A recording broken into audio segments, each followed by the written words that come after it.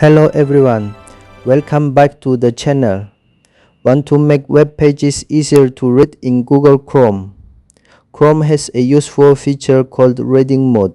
In this tutorial, I'll show you how to turn on reading mode and how to turn it off on your Samsung Galaxy S26 Ultra.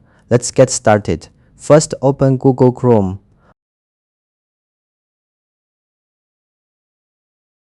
Open a web page that you want to read.